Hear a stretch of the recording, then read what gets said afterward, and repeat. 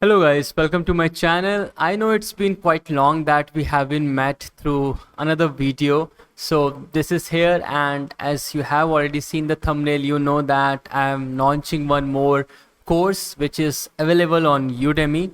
And again, like I always do on all of my Udemy courses, I'm going to keep this free for 100 first users. So if you are watching this video, if you want to learn about Keycloak or maybe learn about Spring Security, Spring Boot, then this is for you. So just use the coupon code available on the description of this video and just avail this course for free. Now talking about how to actually avail this course, if you don't know about it, let me show you.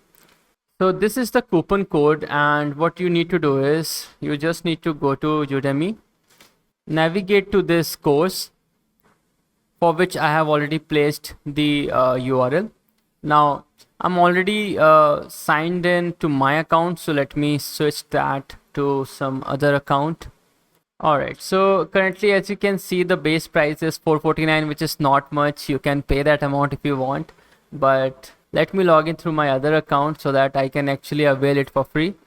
I'm planning to give myself 5-star through this account, so I'm proud of myself. But yeah, if you are, do let me know. It was a huge pain to create this course, and it took a lot of time while actually working full-time job, so it was very difficult for me. Again, that's an excuse. So this is the coupon code. Now what you need to do is, right now you see that the price is $479, and here the coupon code is already applied. So you just need to paste the coupon that you would find in my video, in this video description.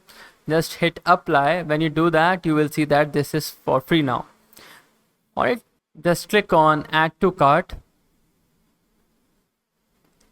Now go to cart. Now simply click on proceed to checkout. And as you can see here, the original price was this, the discount is exactly this, so you are getting it for free. Now click on enroll now. When you do that, you will be redirected to the course, and you can click on start course to start your course. Alright, now if you want to see the demo of this project, I'm adding one more video, and you can take a look if you want. Otherwise you can skip to the end of the video. Alright, so as I said before that we have to use Postman here to see and demonstrate how Keycloak actually works. So I have divided this in two parts. First, I'm actually checking it with Postman, and then I'm actually working on the application and then using that application with Postman. So here you can see that Keycloak is running on port 8080 and my application is actually running on port 8082. Now let's actually see how this is going to work. So first is going to be your login mapping. So in this login mapping, we have this Keycloak URL, which is your localhost 8080, which is an environment variable, and that we have created here. So all the environment variables are here. Then we have realm name, again as an environment variable. Then this entire URL requires some data to be passed on. So here we are providing username and password, providing the grant type, client ID and client secret. So if I just click send here, I would get access token and refresh token. Also you see that it expires in 300 and this expires in 1800. Now when we actually get the values of access token and refresh token, we don't have to manually fetch these values.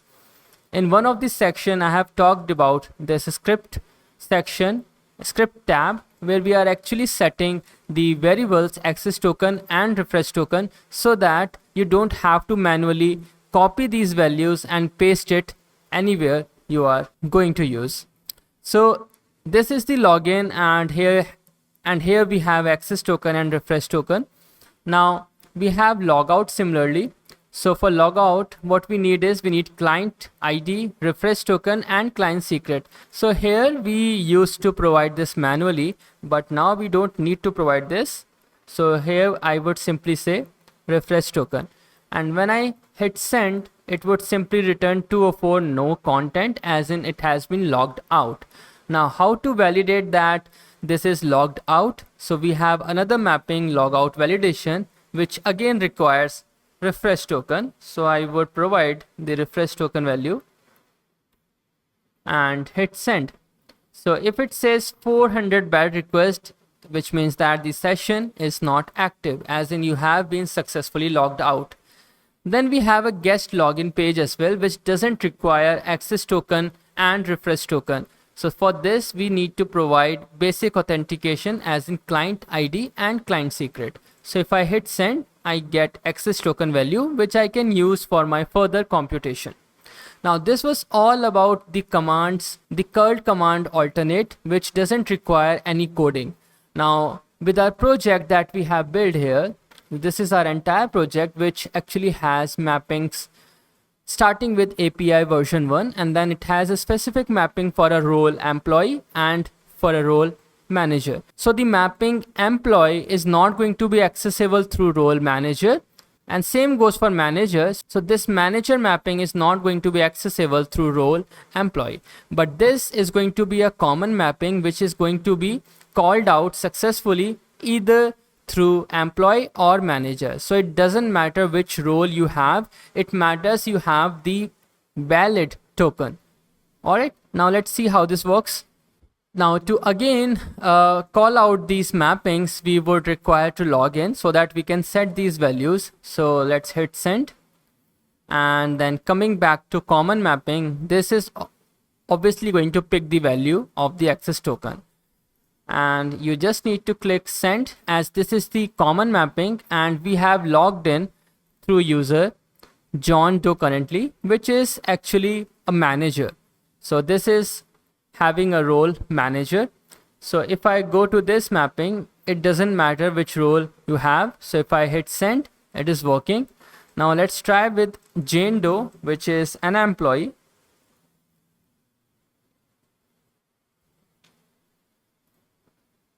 All right, now we have new values.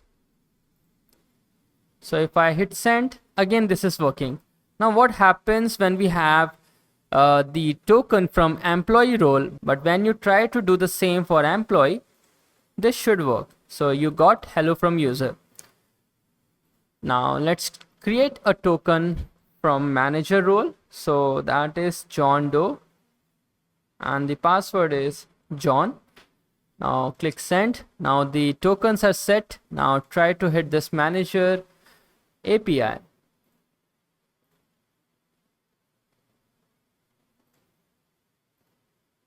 And this is working, and this wouldn't work if you go with Jane Doe.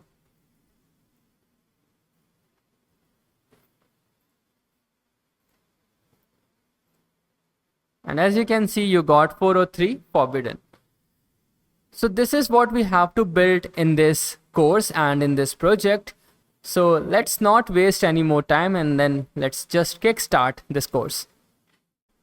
Alright, so as you have already seen the demo and you are still here, so I'm really happy to launch this course, and I'm really happy that you want to learn this. If you do, then do let me know on the comment section that how did you like it. If it is good, then let me know. If you have any other feedback, then also let me know. If you have any other topic that you want my help, then also let me know. I will try to help as much as I can. So this is it for this video. I really hope that we will meet in some another video. Till then, stay happy, keep learning, and bye bye.